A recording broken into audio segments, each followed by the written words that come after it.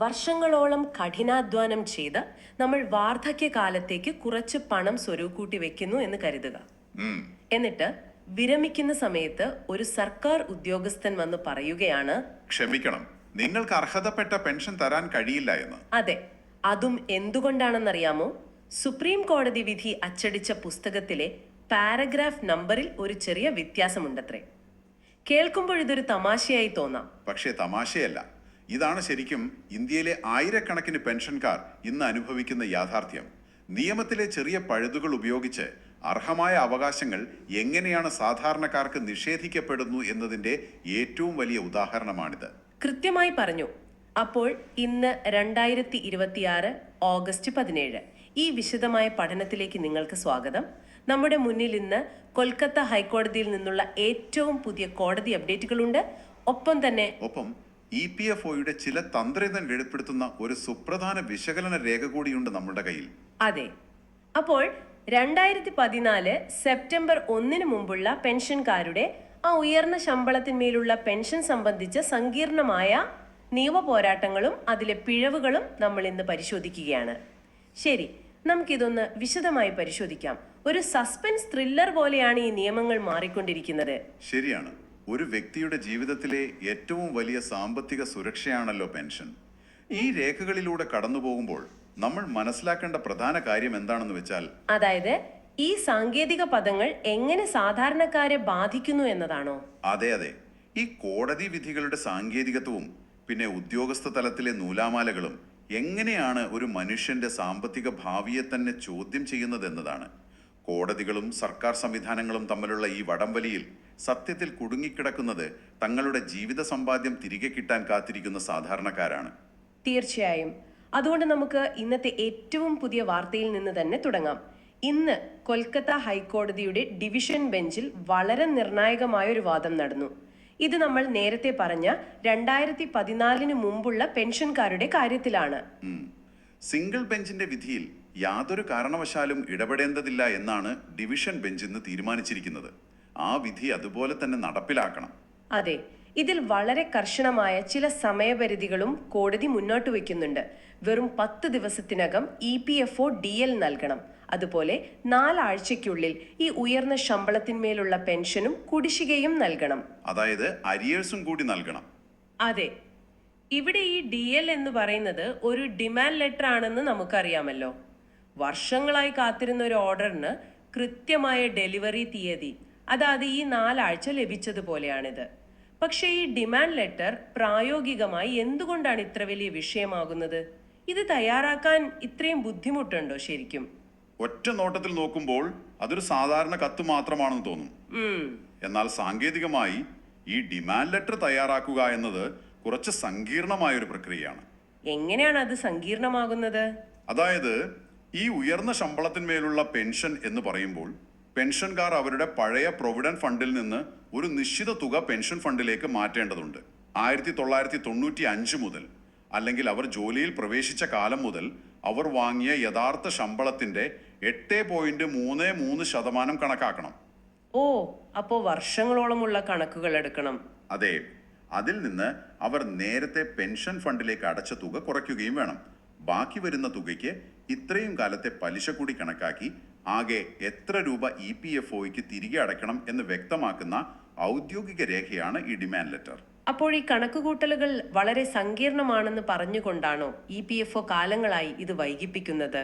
കൃത്യമായിട്ട്. അതുകൊണ്ടാണ് 10 ദിവസത്തിനകം ഇത് നൽകണമെന്ന് കോടതിക്ക് ഇത്ര കർശനമായി പറയേണ്ടി വന്നത്. എനിക്ക് മനസ്സിലായി. കണക്കുകൾ സങ്കീർണമാണെന്ന് പറഞ്ഞ് വർഷങ്ങളോളം ഇങ്ങനെ നീട്ടിക്കൊണ്ടുപോകാൻ കഴിയില്ല എന്ന് കോടതി വ്യക്തമാക്കുന്നു. ഇതിൽ മറ്റൊരു കൗതുകകരമായ കാര്യം കൂടിയുണ്ട്. നമ്മൾ തുടക്കത്തിൽ പറഞ്ഞ ആ പാരഗ്രാഫ് നമ്പറിന്റെ കാര്യം. സുനിൽ കുമാർ B കേസ് എന്ന സുപ്രീം കോടതി വിധിന്യായത്തിലെ പാരഗ്രാഫ് നമ്പറുകളെ കുറിച്ച് കൊൽക്കത്ത ഹൈക്കോടതിക്ക് പുതിയൊരു വിശദീകരണം നൽകേണ്ടി വന്നു ഇന്ന്. അതെ, ആ 44(5) എന്ന് പറയുന്ന പാരഗ്രാഫിന്റെ കാര്യം. അതെ, കോടതി രേഖകളിലെ പാരഗ്രാഫ് 44(5) എന്നത് നിയമ ജേർണലുകളിൽ വരുമ്പോൾ 57 ആകുന്നു.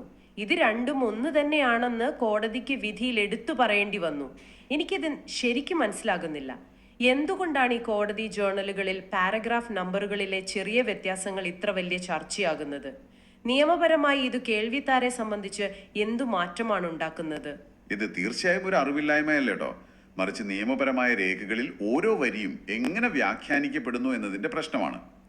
ഇത് വളരെ ബോധപൂർവമുള്ള ഒരു കാലതാമസം വരുത്തൽ തന്ത്രമാണ്.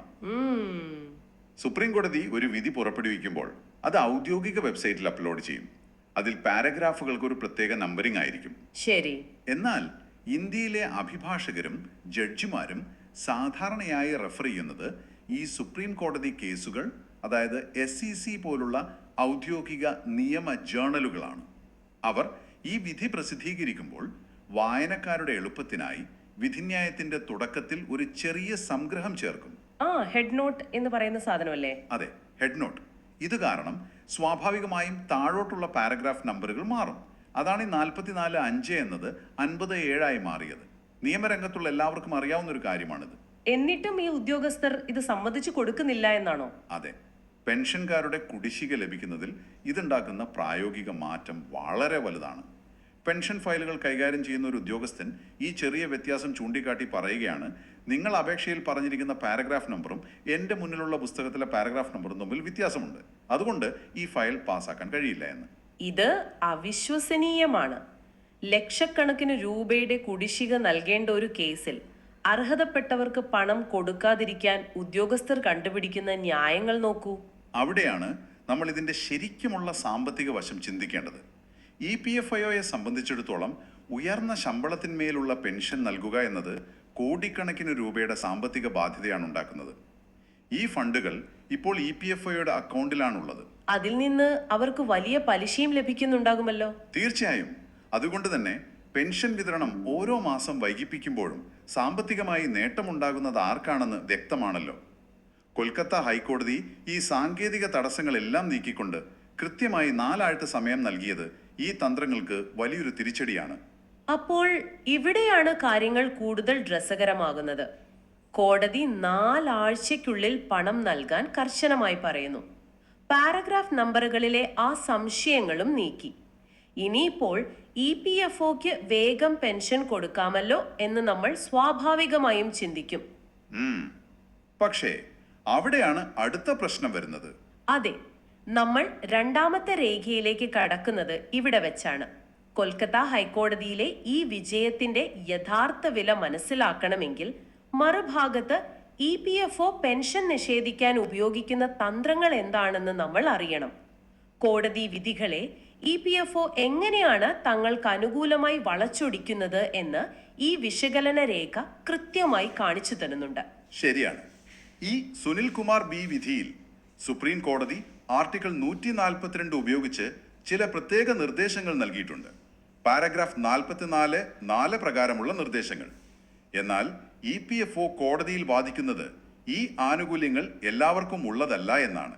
അതായത് അനിശ്ചിതത്വം കാരണം പെൻഷൻ വേണമോ അതോ PF വേണമോ എന്ന് തീരുമാനിക്കാൻ കഴിയാതെ നിന്നവർക്ക് മാത്രമാണ് ഈ നിർദ്ദേശങ്ങൾ ബാധകമാകുന്നത് എന്നവർ പറയുന്നു. എനിക്ക് മനസ്സിലാകാത്തത് ഈ ആർട്ടിക്കിൾ 142ന്റെ പ്രസക്തി എന്താണ് ഇവിടെ? എന്തിനാണ് EPFO ഈ ഒരു പ്രത്യേക വകുപ്പിനെ ഇങ്ങനെ വ്യാഖ്യാനിക്കുന്നത്? നോക്കൂ, ഇന്ത്യൻ ഭരണഘടനയിലെ ഏറ്റവും ശക്തമായ വകുപ്പുകളിൽ ഒന്നാണ് ആർട്ടിക്കിൾ 142. നിലവിലുള്ള നിയമങ്ങൾക്ക് പരിഹരിക്കാൻ കഴിയാത്ത ഒരു പ്രശ്നം വരുമ്പോൾ സമ്പൂർണ്ണ നീതി ഉറപ്പാക്കാൻ സുപ്രീം കോടതിക്ക് നൽകിയിട്ടുള്ള ഒരു പ്രത്യേക അധികാരമാണിത്. ഓ, സമ്പൂർണ്ണ നീതി അല്ലെങ്കിൽ കംപ്ലീറ്റ് ജസ്റ്റിസ്. അതെ, ഉയർന്ന പെൻഷൻ കേസിൽ പെൻഷൻകാർക്ക് അവരുടെ ഓപ്ഷൻ നൽകാൻ സുപ്രീം കോടതി സമയം നീട്ടി നൽകിയത് ഈ അധികാരം ഉപയോഗിച്ചാണ്. എന്നാൽ EPFO ഈ വകുപ്പിനെ വളരെ ഇടുങ്ങിയ അർത്ഥത്തിൽ വ്യാഖ്യാനിക്കാൻ ശ്രമിക്കുകയാണ്. ഇതിലൂടെ അവർ പ്രധാനമായും ലക്ഷ്യം വെക്കുന്നത് ഇളവ് ലഭിച്ച സ്ഥാപനങ്ങൾ അഥവാ എക്സംപ്റ്റഡ് എസ്റ്റാബ്ലിഷ്മെന്റുകളിൽ ജോലി ചെയ്തിരുന്ന ജീവനക്കാരെയാണ്. ഒരു മിനിറ്റ്, ഇവിടെ കാര്യങ്ങൾ കുറച്ചുകൂടി വ്യക്തമാക്കേണ്ടതുണ്ട്. ഞാനിവിടെ EPFOയുടെ ഭാഗത്ത് നിന്ന് ഒന്ന് ചിന്തിച്ചു നോക്കട്ടെ. എനിക്ക് അവരുടെ വാദത്തിൽ ഒരു ന്യായമുണ്ടെന്ന് ഒറ്റ നോട്ടത്തിൽ തോന്നുന്നു. എന്താണ് ആ ന്യായം? അതായത് ഒരു കമ്പനി, ഉദാഹരണത്തിന് വലിയൊരു IT കമ്പനിയോ അല്ലെങ്കിൽ ഒരു പൊതുമേഖലാ സ്ഥാപനമോ EPFOയുടെ പൊതു സംവിധാനത്തിൽ നിന്ന് മാറി സ്വന്തമായി ഒരു PF ട്രസ്റ്റ് ഉണ്ടാക്കുന്നു എന്ന് വെക്കുക. ആ ട്രസ്റ്റിന് അതിൻ്റെതായ ചില ട്രസ്റ്റ് നിയമങ്ങളുണ്ട്. ശരി. അവിടുത്തെ ജീവനക്കാർ ഈ ട്രസ്റ്റ് നിയമങ്ങൾ അംഗീകരിച്ച് ഉയർന്ന ശമ്പളത്തിന്മേലുള്ള പെൻഷന് പകരം PF തന്നെ മതി എന്ന് തീരുമാനിക്കുന്നു. അതിന് ഒരു സീലിംഗ് കോൺട്രിബ്യൂഷൻ നിശ്ചയിക്കുന്നു. അപ്പോൾ അവർ ആ സിസ്റ്റത്തിൽ നിന്ന് സ്വയം പുറത്തുപോയവരല്ലേ? പിന്നെ അവർക്ക് ഉയർന്ന പെൻഷൻ കൊടുക്കേണ്ട ബാധ്യത EPFOയ്ക്കുണ്ടോ? അവർ EPFOയുമായി യാതൊരു ബന്ധവും ഇല്ലാത്തവരല്ലേ? ഇതിലെ കൗതുകകരമായ കാര്യം എന്തെന്നാൽ ഒറ്റ നോട്ടത്തിൽ നിങ്ങളുടെ ചോദ്യം വളരെ യുക്തിസഹമായി തോന്നും. എന്നാൽ PF സംവിധാനത്തിന്റെ ഘടന മനസ്സിലാക്കുമ്പോൾ വ്യവസ്ഥാപിതമായ നിയമങ്ങളെ ഉപയോഗിച്ച് എങ്ങനെയാണ് EPFO വ്യക്തിഗത ആനുകൂല്യങ്ങളെ ഇല്ലാതാക്കാൻ ശ്രമിക്കുന്നതെന്ന് നിങ്ങൾക്ക് മനസ്സിലാകും. അതെയോ? അതെങ്ങനെയാണ്? ഇവിടെയാണ് നമ്മൾ പ്രൊവിഡന്റ് ഫണ്ടും പിന്നെ പെൻഷൻ ഫണ്ടും തമ്മിലുള്ള വ്യത്യാസം മനസ്സിലാക്കേണ്ടത്. ഒരു ട്രസ്റ്റിന് ഒരു വ്യക്തിയുടെ സാമ്പത്തിക തീരുമാനം ഇങ്ങനെ സ്വയം എടുക്കാൻ കഴിയുമോ എന്നതാണ് അടുത്ത ചോദ്യം. ഇളവ് ലഭിച്ച സ്ഥാപനങ്ങൾക്ക് സ്വന്തമായി ട്രസ്റ്റ് വഴി കൈകാര്യം ചെയ്യാൻ കഴിയുന്നത് അവരുടെ പ്രൊവിഡന്റ് ഫണ്ട് മാത്രമാണ്. അതായത് ജീവനക്കാരന്റെ ശമ്പളത്തിൽ നിന്ന് പിടിക്കുന്ന ഒരു വിഹിതം ആ കമ്പനിയുടെ ട്രസ്റ്റ് തന്നെ നിക്ഷേപിക്കുകയും അതിന് പലിശ നൽകുകയും ചെയ്യും. അപ്പോൾ പെൻഷൻ ഫണ്ടോ? അത് ട്രസ്റ്റിന്റെ കീഴിലല്ലേ? അല്ല, ഒരിക്കലുമല്ല. പെൻഷൻ സ്കീം അഥവാ EPS 95 എന്നത് ഇന്ത്യയിലെ എല്ലാ ജീവനക്കാർക്കും ഒരുപോലെ ബാധകമായ കേന്ദ്ര സർക്കാർ നേരിട്ട് നിയന്ത്രിക്കുന്ന ഒന്നാണ്. ഒരു കമ്പനി സ്വന്തമായി PF ട്രസ്റ്റ് നടത്തിയാലും ആ കമ്പനിയിലെ ജീവനക്കാരുടെ പെൻഷൻ വിഹിതം പോകുന്നത് EPFOയുടെ കേന്ദ്രീകൃത അക്കൗണ്ടിലേക്കാണ്. ഓ, അപ്പോൾ അവർ ഒരിക്കലും പെൻഷൻ സംവിധാനത്തിൽ നിന്ന് പുറത്തു പോയിട്ടില്ല എന്നർത്ഥം. അതെ, EPFOയ്ക്ക് അവരോട് പൂർണ്ണമായ ബാധ്യതയുണ്ട്. രേഖകൾ പ്രകാരം EPFOയുടെ ഈ വാദം തികച്ചും തെറ്റിദ്ധരിപ്പിക്കുന്നതും സത്യവിരുദ്ധവുമാണ്. ഫണ്ടുകൾ രണ്ടും രണ്ടാണെന്നുള്ള സത്യം മറച്ചു വെച്ചുകൊണ്ടാണ് ഉദ്യോഗസ്ഥർ ഈ വാദം കോടതിയിൽ ഉന്നയിക്കുന്നത്. എന്നിട്ട് അവർ പറയുന്നത് ഈ ട്രസ്റ്റുകളുടെ നിയമങ്ങളിൽ പെൻഷനിലേക്കുള്ള വിഹിതത്തിന് ഒരു ഉയർന്ന പരിധി നിശ്ചയിച്ചിട്ടുണ്ട്. അതുകൊണ്ട് ജീവനക്കാർക്ക് ഇനി പുതിയൊരു തീരുമാനം എടുക്കാൻ കഴിയില്ല എന്നാണല്ലേ? അതായത് നിങ്ങൾ ജോലി ചെയ്യുന്ന സ്ഥാപനത്തിലെ ഒരു പൊതു നിയമം നിങ്ങളുടെ വ്യക്തിപരമായ പെൻഷൻ തീരുമാനങ്ങളെ മുൻകൂട്ടി നിശ്ചയിച്ചു എന്ന് EPFO അവകാശപ്പെടുന്നു എന്നല്ലേ ഇതിനർത്ഥം? കൃത്യമായി പറഞ്ഞാൽ അതുതന്നെയാണ് അവർ വാദിക്കുന്നത്. ഇത് കേൾക്കുമ്പോൾ എനിക്ക് തോന്നിയത് ഇതൊരു ഫ്ലാറ്റ് അസോസിയേഷന്റെ നിയമങ്ങൾ പോലെയല്ലേ എന്നാണ്. ഒരു ഫ്ലാറ്റ് അസോസിയേഷനോ? അതെങ്ങനെയാ? അതായത് നമ്മൾ താമസിക്കുന്ന കെട്ടിടത്തിലെ അസോസിയേഷൻ കമ്മിറ്റിക്ക് കെട്ടിടത്തിന്റെ പൊതുവായ പെയിന്റിന്റെ നിറം തീരുമാനിക്കാം, അല്ലെങ്കിൽ വാട്ടർ ടാങ്ക് എപ്പോൾ വൃത്തിയാക്കണം എന്ന് തീരുമാനിക്കാം. എന്നാൽ എൻ്റെ സ്വന്തം സ്വീകരണ മുറിയെ ഞാൻ ഏത് ഫർണിച്ചർ വെക്കണം എന്ന് തീരുമാനിക്കാൻ അവർക്ക് അധികാരമില്ലല്ലോ. ശരിയാണ്. അതുപോലെ എനിക്ക് എൻ്റെ ശമ്പളത്തിൽ നിന്ന് ഉയർന്ന പെൻഷൻ വേണമോ എന്ന് തീരുമാനിക്കാനുള്ള എൻ്റെ വ്യക്തിപരമായ അവകാശം എങ്ങനെയാണ് ആ കമ്പനിയുടെ ട്രസ്റ്റിന്റെ അധികാര പരിധിയിൽ വരുന്നത്? ഈ ഉപമ ശരിയാണോ? ഉപമ ഈ സാഹചര്യത്തിന് വളരെ അനുയോജ്യമാണ് കേട്ടോ. വ്യക്തികളുടെ അവകാശങ്ങളും ട്രസ്റ്റുകളുടെ അധികാര പരിധിയും തമ്മിലുള്ള വ്യത്യാസം ഇവിടെ വളരെ വ്യക്തമാണ്. ഈ രേഖകൾ വ്യക്തമാക്കുന്നത് EPFOയുടെ ഈ വാദം നിയമപരമായി നിലനിൽക്കുന്നതല്ല എന്നാണ്. കാരണം ട്രസ്റ്റ് നിയമങ്ങൾ ഉണ്ടാക്കുന്നത് കമ്പനിയും ജീവനക്കാരുമല്ലേ? അതെ, ട്രസ്റ്റ് നിയമങ്ങൾ രൂപീകരിക്കുന്നത് ജീവനക്കാരുടെയും തൊഴിലുടമകളുടെയും പ്രതിനിധികൾ അടങ്ങുന്ന ട്രസ്റ്റുകളാണ്. 1952 EPF സ്കീം പ്രകാരം ഈ ട്രസ്റ്റുകളുടെ റോളുകളും ഉത്തരവാദിത്തങ്ങളും വളരെ കൃത്യമായി നിർവചിച്ചിട്ടുണ്ട്. ആ ഫ്ലാറ്റ് അസോസിയേഷൻ അടിസ്ഥാന സൗകര്യങ്ങൾ കൈകാര്യം ചെയ്യുന്നത് പോലെയല്ലേ?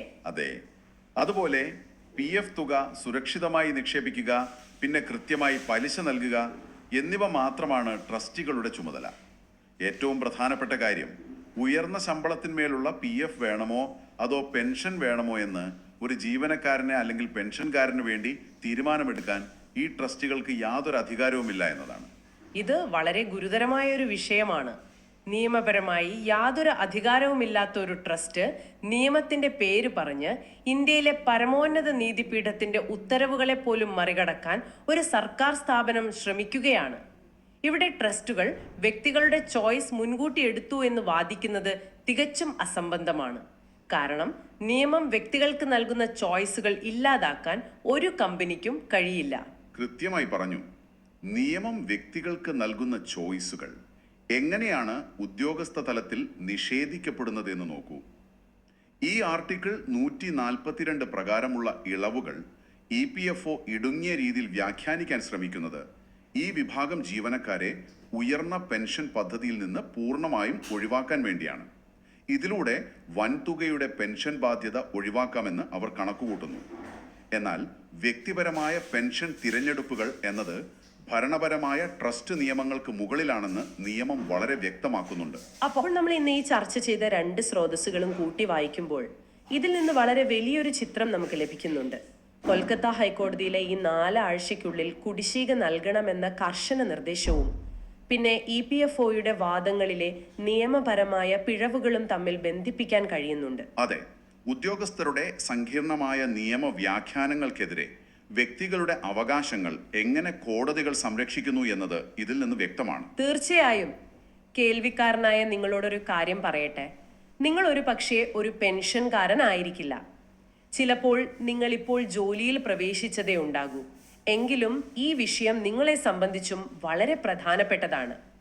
എന്തുകൊണ്ടെന്നാൽ തൊഴിലുടമകൾ ഉണ്ടാക്കുന്ന ആ ട്രസ്റ്റ് നിയമങ്ങളിലെ ചെറിയ വരികൾ എങ്ങനെയാണ് നാളെ നിങ്ങളുടെ വലിയ സാമ്പത്തിക ആനുകൂല്യങ്ങളെ ബാധിക്കുന്നത് എന്ന് ഈ സംഭവം നിങ്ങളെ പഠിപ്പിക്കുന്നു. അതെ, സുനിൽകുമാർ ബി പോലൊരു സുപ്രീം കോടതി വിധി വന്നിട്ടും അതിലെ ഓരോ പാരഗ്രാഫും വെച്ച് വർഷങ്ങളോളം നീളുന്ന പോരാട്ടങ്ങൾ നടക്കുന്നത് എങ്ങനെയെന്ന് നമ്മൾ കണ്ടു. ഒരു പാരഗ്രാഫ് നമ്പറിലെ വ്യത്യാസം വരെ ആയുധമാക്കി ഉദ്യോഗസ്ഥർ എങ്ങനെയാണ് പൗരന്മാരുടെ അവകാശങ്ങൾ നിഷേധിക്കുന്നതെന്നത് ശരിക്കും ഭയപ്പെടുത്തുന്ന ഒരു യാഥാർത്ഥ്യമാണ്. ഭരണപരമായ സൗകര്യങ്ങളും വ്യവസ്ഥിതിയുടെ താല്പര്യങ്ങളും വ്യക്തികളുടെ അവകാശങ്ങളുമായി ഏറ്റുമുട്ടുമ്പോൾ എന്ത് സംഭവിക്കുന്നു എന്നതിന്റെ വ്യക്തമായ ചിത്രമാണിത്. കൊൽക്കത്ത ഹൈക്കോടതിയുടെ ഈ ഇടപെടൽ കാലതാമസം വരുത്തി അവകാശങ്ങൾ നിഷേധിക്കുന്ന പ്രവണതയ്ക്കുള്ള ശക്തമായ ഒരു മറുപടിയാണ്. അതെ, ഇന്ന് നമ്മൾ ചർച്ച ചെയ്ത കാര്യങ്ങൾ ചുരുക്കത്തിൽ ഒന്നുകൂടി ഓർമ്മിപ്പിക്കാം. കൊൽക്കത്ത ഹൈക്കോടതി 2014 മുമ്പുള്ള പെൻഷൻകാരുടെ വിഷയത്തിൽ ശക്തമായി ഇടപെടുകയും 4 ആഴ്ചയ്ക്കുള്ളിൽ പെൻഷൻ നൽകാൻ ഉത്തരവിടുകയും ചെയ്തു. മറുവശത്ത് ട്രസ്റ്റ് നിയമങ്ങൾ ചൂണ്ടിക്കാട്ടി ഇളവ് ലഭിച്ച സ്ഥാപനങ്ങളിലെ ജീവനക്കാർക്ക് പെൻഷൻ നിഷേധിക്കാനുള്ള EPFOയുടെ വാദം അടിസ്ഥാനരഹിതമാണെന്നും നമ്മൾ കണ്ടു. ഒരു വ്യക്തിയുടെ പെൻഷൻ ചോയ്സ് തീരുമാനിക്കാൻ ട്രസ്റ്റുകൾക്ക് നിയമപരമായ യാതൊരു അധികാരവുമില്ല. തീർച്ചയായും അത് ഓരോ വ്യക്തിയുടെയും മൗലികമായ അവകാശമാണ്. സൗകര്യങ്ങൾക്കും ചില ട്രസ്റ്റ് നിയമങ്ങൾക്കും സുപ്രീം കോടതിയുടെ നിർദ്ദേശങ്ങളെ പോലും മറികടക്കാൻ ശ്രമിക്കാമെങ്കിൽ നമ്മൾ ഇന്ന് ഒപ്പിട്ട് നൽകുന്ന ജോലി സ്ഥലത്തെ കരാറുകളിലെയും ആനുകൂല്യങ്ങളിലെയും ചെറിയ അക്ഷരങ്ങൾ, അതായത് ആ ഫൈൻ പ്രിന്റുകൾ എത്രത്തോളം സുരക്ഷിതമാണ്? നിയമം എല്ലാവർക്കും വേണ്ടിയുള്ളതാണോ അതോ ആ നിയമം വ്യാഖ്യാനിക്കാൻ അറിയാവുന്നവർക്ക് മാത്രമുള്ളതാണോ?